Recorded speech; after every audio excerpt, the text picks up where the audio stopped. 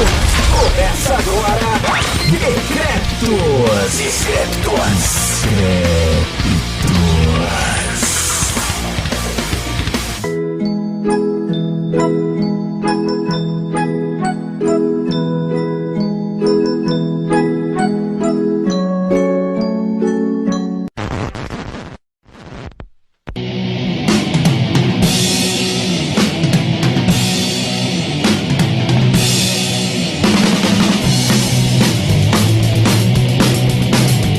Papai Noel, filho da puta, rejeita os miseráveis. Eu quero matá-lo. Aquele porco capitalista, apresentei os ricos. Cospe nos pobres. Apresentei os ricos. Cospe nos pobres. Bom momento, Brasil! Começando mais um Decrépitos, Decrívidos. Eu sou o Daniel e tenho aqui comigo Rafael. Diferente hoje. Oi. Tá bom, Rafael? Como é que você tá, Rafael? Eu tô bom, eu acho. Tamo aí, eu acho. Tá. O mordente toda vez que a gente começa parece que ele acabou de voltar do soninho, do transe. Olha aí. Tá tudo bom, eu acho. E é isso aí. Beleza, Com a gente cara? aqui também tem o João Carvalho. Tudo bom, João? E aí, moçada? E Sites, você tá bonzão? Eu tô, tá fininho, cara. Hein?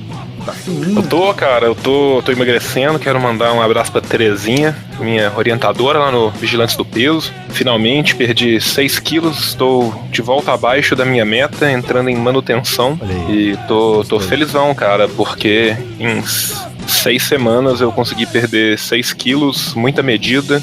Voltei a fazer exercício, estabilizei minha lombar, só alegrias. Olha aí, agora vamos então foder isso tudo nas festas de Natal, que é o nosso tema de hoje.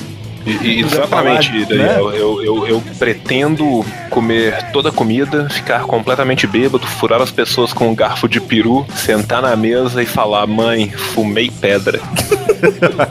Essa é clássica. E eu pretendo estar nessa festa. E você será minha mãe nessa festa, mordente.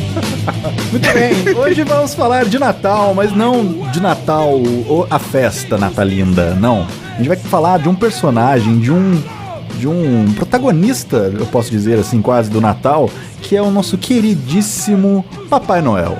Vamos contar uma história do Papai Noel, uma história que você não conhece, a história que a Globo não conta, na verdade, meninos. Vamos aqui Sim. revelar ao mundo uma verdade a respeito deste nobre senhor velhinho. Será que é nobre mesmo? Eu acho, Daniel, que em homenagem a esse novo personagem devia tocar só Garotos Podres o episódio inteiro. Já tá tocando, Papai Noel. Ah, que puta. delícia. É, você acha? Com que você acha que eu ia abrir esse programa? Mas tem que ser a versão suja, não pode ser aquela versão de rádio, não, que aquela lá não era boa, não. Velho Batuta. Tudo isso, não tem e-mails. Eita, mas quando que eu espero que pra 2017 eu acostume que não tem mais e-mails dentro do episódio. Meu Deus do céu. Os ricos, cospe nos pobres. João, vou te dar uma data e eu tenho certeza que você vai lembrar. Que foi Sim, lá que eu estava lá. Sim. Novembro de 1712, Sibéria. O que aconteceu neste dia, neste local? Cara, Daniel, a gente tem que primeiro, né, falar que, tipo, a gente não vai poupar ninguém. Não, né? Nunca, jamais. A gente tá atravessando uma linha perigosa, então assim, a gente sabe que depois que esse episódio sair, a NASA, a Área 51, né, a Los Peligros, que é a Área 51 mexicana, né, vão estar todos atrás de nós, mas chega de mentiras, Daniel. Chega de meias verdades, Daniel. Sim. Hoje nós vamos aqui desvelar uma história natural e sobrenatural. Nessa data fatídica, Daniel, nascia Sergei Noelovich Pasquate. Grande Sergei. Saudade. O homem que viria depois a ser chamado de Papai Noelus. que depois, né, foi diminuído para Papai Noel. O que as pessoas não sabem, Daniel, é que, tal qual um conto dos irmãos Grimm, cujos originais nos contam de histórias horríveis, de morte, de dor, de estupro, Ei. Papai Noel não era um cara legal, um cara que ajudava, não. Não era o Nada velho disso. Batuta. Não, não era, Daniel. Papai Noel era um monstro, Daniel. Um monstro mesmo? Um monstro, Daniel. Mas não um monstro no sentido de uma pessoa que faz algo ruim, não. Não, Daniel. Papai Noel tinha uma deformidade bizarra, Daniel. No saco? Não. Não, Daniel. Não. Aonde, meu Deus? Papai Noel, Daniel, era o famoso, o renomado, o temido gêmeo polivitelino, Daniel. Meu Deus. Sim. Sim. Noelovitch nasceu já. com 38 cabeças, Daniel. Meu Deus. 73 joelhos. Imagina a dor disso tudo. No frio. Um único tronco. Gente. E 14 asas de morcego. Nossa, opa. Sim. Seu parto foi Deus. muito complicado, Daniel. Deve ter sido Inclusive- doloroso. A parte todas- mais difícil do parto é que quem ficou grávido foi o pai dele. Ah, então é por isso, tá explicado então. Inclusive, uma curiosidade todas as 14 asas de morcego eram asas direitas. Sim, o que fez com que Papai Noel, na sua infância, fosse chamado de o Menino Lontra. Eu tô tentando manter a seriedade, não consigo. Menino Lontra, meu Deus do céu, João. O Menino Lontra. E você sabe por que eles chamavam ele de Menino Lontra, Daniel? Por quê? Porque assim como as lontras, Daniel, ele adorava roubar. Não tinha nada a ver com a sua questão física, não. Tinha a ver com o fato de que ele roubava doces, Daniel. Roubava doce, sem vergonha, Sim. desgraçado. E ele gostava de roubar doces e andar de monociclo e masturbar andarilhos, Daniel. Era isso que ele fazia. Até por isso, depois, né, alguns anos depois, surgiu a fama dele sempre estar com a mão no saco, né? E exatamente, Pessoal. Daniel. Ele fazia, como ele tinha vários joelhos, ele fazia a joelheta. A joelheta. A Como joelheta. será que funciona isso? Ele botava entre os joelhos assim? Essa parte eu vou deixar o Mordente explicar. A joelheta? A Sim, por joelheta. favor, Mordente. A joelheta natalina. Bom, o que acontece? Quando uma pessoa ama muito outra pessoa e uma dessas duas pessoas tem 14 joelhos, são 14? São muitos joelhos, São, Mordente. são 17, muitos. eu acho. Eu esqueci. Não faz mal, eram muitos. Tem né, até vários joelhos. A prática da joelheta, ela acontece por um princípio científico de engenharia básica, de mecânica, né, de física mecânica básica. Porque o que acontece? Todos esses joelhos, quando eles estão, né, distribuídos por entre todo um corpo, você tem formas diferentes de articular. Então, esses joelhos, eles não são todos iguais aos joelhos que, né, pessoas comumente têm, que dobram somente para um lado. Alguns joelhos dobram ao contrário, e como vários deles, às vezes, estão no mesmo membro, então você pode ter, por exemplo, 3 joelhos Numa perna no só. braço. No braço? Sim. No braço também. Ou na perna, né? Dependendo, essa deformidade dos vários joelhos, ela varia. E o que acontece? Você tem aí um membro que se dobra em várias direções simultaneamente. Então você pode estar ao mesmo tempo dobrando um pedaço do seu fêmur para dentro, né? Para sua própria frente, enquanto logo abaixo ele está dobrado para trás, enquanto para um lado... um pouco mais para baixo, ele dobra para Tá um lado, complicando.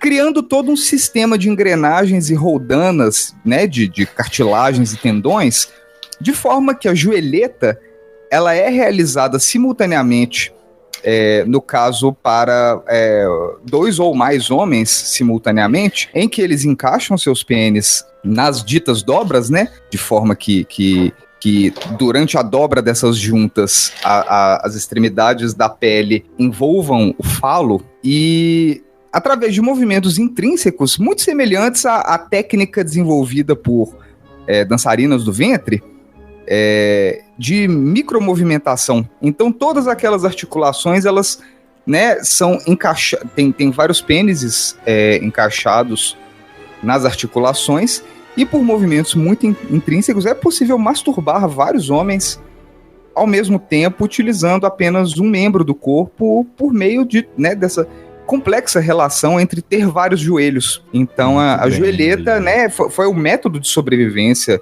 do Papai Noel durante um bom tempo aí, né, nesses primeiros momentos de sua vida aí no século XVIII. Né, a invenção que o tornaria famoso para sempre, né? Que foi a invenção do serrote. Exatamente. O Papai Noel, ele inventou o serrote moderno. Sim, o serrote como conhecemos. O serrote anteriormente, ele era uma ferramenta que, inclusive, ele não servia para serrar objetos.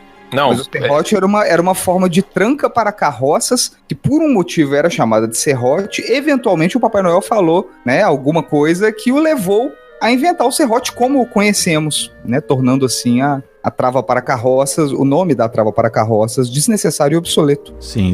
Inclusive a invenção do serrote pelo Papai Noel gerou também uma grande cantiga, né, infantil, que também aí habita o populacho, os populares, a mente dos populares, que é o Serra, Serrador, Serra o Papo do Vovô. Sim. Ficou bem conhecida também nessa época, por causa do próprio Serguei Noel, né, que era um vovô, assim, conhecido, né, como o monstro ali da cidade e tal, joelheta de noite, joeleta de dia, era uma loucura. Sim, e curiosamente, né, numa época em que a gente poderia imaginar que Serguei Noel foi ostracizado, condenado, né, mal visto em sua comunidade pela prática da joelheta, na verdade ele foi muito bem acolhido, pois ele se tornou rapidamente o homem mais rico de sua vila, e por decorrência da forma como seu sangue, sua linfa, seus fluidos corporais circulavam em seu corpo monstruoso e altamente cheio de deformidades, viria também a se tornar uma pessoa extremamente longeva.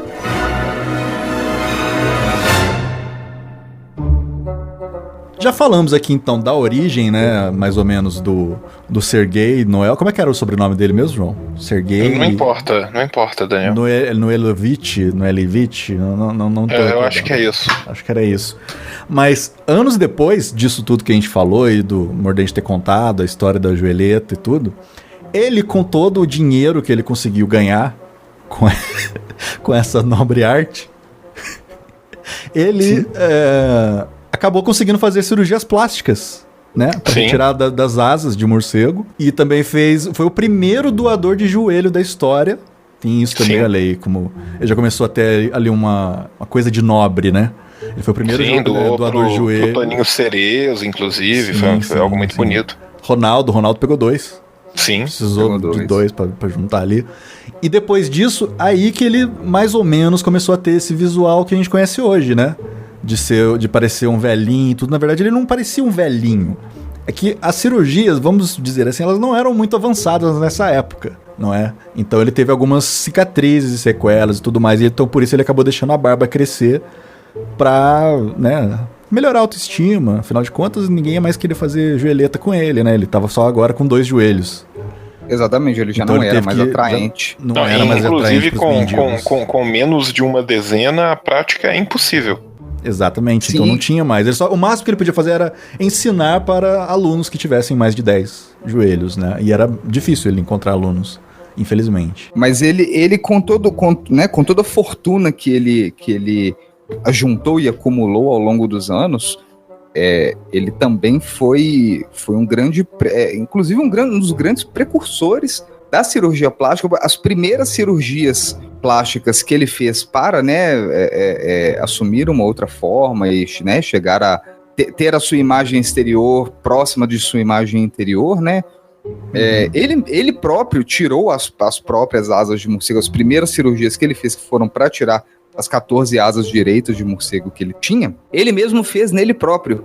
Ele foi um dos grandes precursores. Ele, né, estudou bastante a própria anatomia e quando ofereceu seu corpo aos experimentos e aos testes de outros médicos, ele próprio fez questão de não ser anestesiado, nem com vodka, nem com nenhum tipo de barbitúrico, justamente para poder guiar os seus médicos de forma que as cirurgias fossem bem sucedidas. E nós podemos dizer que, né, apesar das cicatrizes, né, que ele cobre com as grandes roupas e com a barba, que foi um grande sucesso, né? Sim, foram sim, todas. total. A mais longa delas durou cerca de 5 ou 6 anos. Sim, foi pra tirar a asa direita número 13, se eu não me engano. Salvo engano, porque ela estava muito próxima da medula, tinha um certo risco, então assim, muita coisa foi... Eram poucas coisas a serem feitas, porém a passos muito curtos, então eles levaram ali entre 5 e 6 anos para fazer essa remoção, mas também deu certo, né? Ficou inclusive para a posteridade, ele registrou tudo da mesma forma que existe o livro Grey's Anatomy, que é o grande atlas da anatomia humana. O Papai Noel também registrou o seu guia de anatomia para pessoas em condições semelhantes a dele, então ele registrou tudo no Necronomicon. Sim. Sim. E ficou para a posteridade, né, como uma referência. Então, assim, é realmente uma alma muito nobre, uma pessoa que não é muito querida à toa. Né? Durante o tempo que ele ficou, né, internado, ele ficou muito tempo de cama, com várias suturas, ele divinou novas técnicas, né, de se divertir no hospital enquanto você está na cama com suturas, que é o Kama Sutra. Sim. Sim. Isso é um fato. Pra quem não sabe, Sutra quer dizer Noel em libanês. Isso mesmo. É verdade. Né? E olha só outra curiosidade. Pitangui quer dizer Noel em Tupi-Guarani. Por isso ele é o padroeiro dos cirurgiões plásticos. Sim, muitas culturas não estão exatamente a par disso, né? Mas como são muitas referências cruzadas, da mesma forma que toda a história do Natal, né? A história do nascimento da criança Deus, ele é lido e interpretado, essa história é lida e interpretada em várias culturas, então, né, você vai em determinadas áreas do globo, e você tem uma história, né, de conteúdo semelhante e lida de uma forma X, com personagens diferentes, porém, em essência a mesma. E o mesmo acontece com o Papai Noel. Ele, né, tem várias representações e significados semelhantes ao redor do globo, em várias culturas diferentes. E é uma figura realmente muito... Ao mesmo tempo que muito popular, muito enigmática, né? Sim. Cercada de mistério. Ele teve uma fase muito engraçada também. Depois que ele realmente ficou rico, fez as cirurgias, ele teve uma época que ele estava muito interessado em comida saudável. Porque na Sibéria ele se alimentava de... Né, gelo? Né? Não, gelo e talo de jasmim. Sim, então, terra às vezes, quando tinha, que era muito difícil. Muito pouco, lágrimas, né, e só tinha uma panela para cozinhar, a panela não era muito grande, então assim, quando ele entrou numa época de fartura, ele percebeu, não, eu acho que eu devia me manter saudável, sobreviver até hoje, né, pelo meu talento na joelheta, porém, e aí ele decidiu beber, ele quase morreu tentando comer saudável, porque ele bebeu muitos e muitos litros de suco de beterraba, né, numa tentativa aí de melhorar o seu índice de vitaminas, porém ele, né, sofreu sérios danos nos órgãos internos, mas é só um factoide, isso aí realmente não interfere muito na história de vida dele, é apenas uma pequena curiosidade. Sim, vamos falar então, João, eu sei que dessa parte da história você tá bem por dentro, de quando o Sergei Noel finalmente encontrou sua vocação. Chegou por mensagem, inclusive, a vocação dele, que foi quando ele conheceu o seu primeiro amigo duende. Sim, cara, o que as pessoas não sabem é que, a partir do momento que ele ganhou dinheiro, né, ele se tornou um hipster, né? Sim. Ele foi o primeiro hipster do mundo. Óculos grandão e tal. Óculos grandão, tatuagens de estrela, sabe? Tipo... Braço cheio de tatuagem. Exatamente, isso em 1830, cara.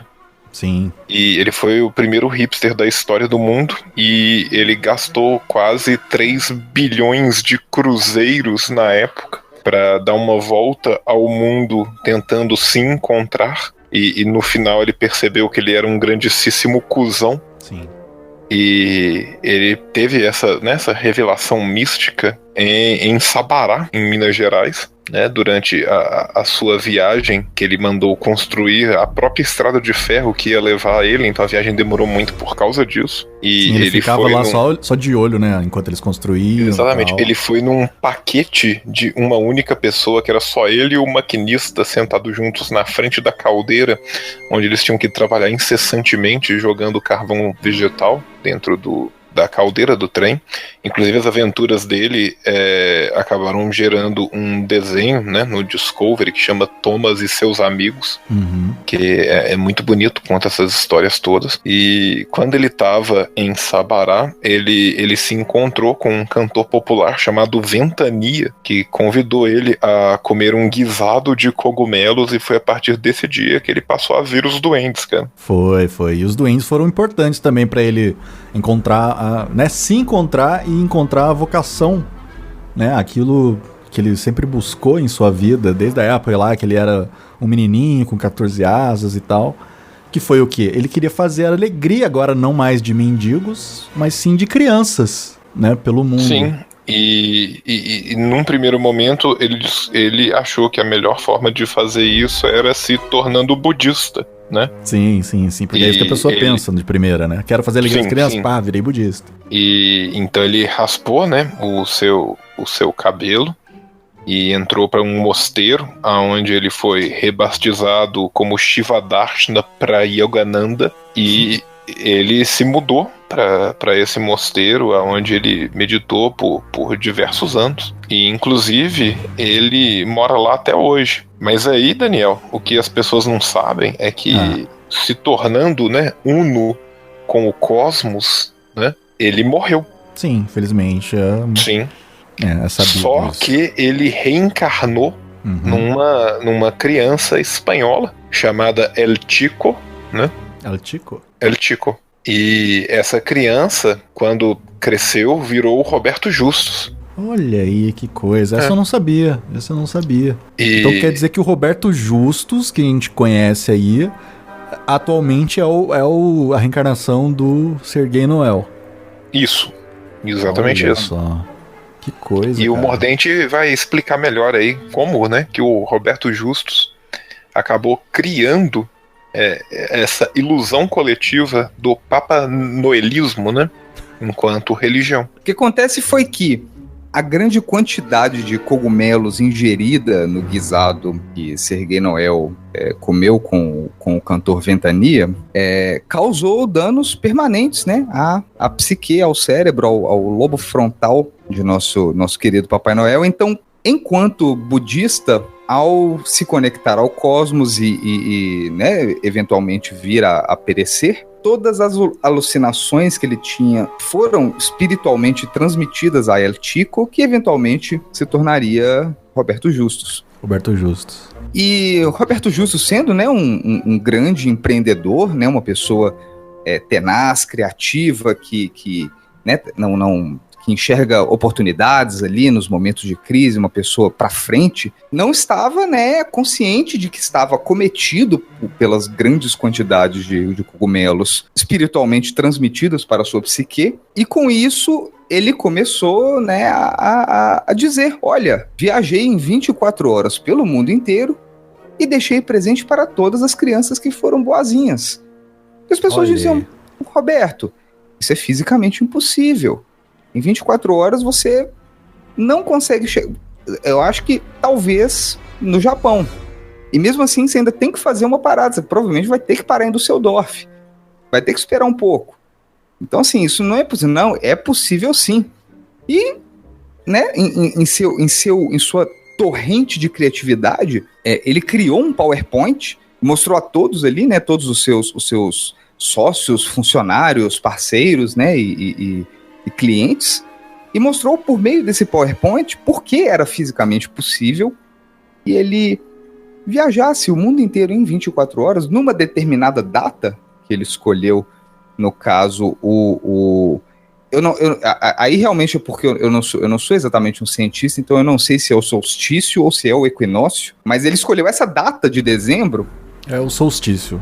É o solstício, pois é. Solstício. Ele escolheu essa data específica de dezembro como a data perfeita para que este grande feito, esse feito aparentemente impossível, se realizasse, em que ele monta em seu trenó, viaja pelo mundo em 24 horas, puxado por renas, inadvertido de que existem fusos horários e que um horário em um lugar não é o mesmo horário em outro lugar, e deixa presente para todas as crianças que foram boas. Há quem diga, entendeu? Invejosos dirão que o que ele faz, na verdade, é montar numa Harley Davidson, que ele mantém desligada, com 4 funcionários dele puxando a Harley Davidson, e que essas 24 horas ele passa atravessando a Dutra, jogando os rebites de uma jaqueta de couro que ele vai despregando na hora e vai jogando pra fora, enquanto grita ho, ho, ho, Feliz Natal, tá aqui seu presente, você foi bonzinho, julgando.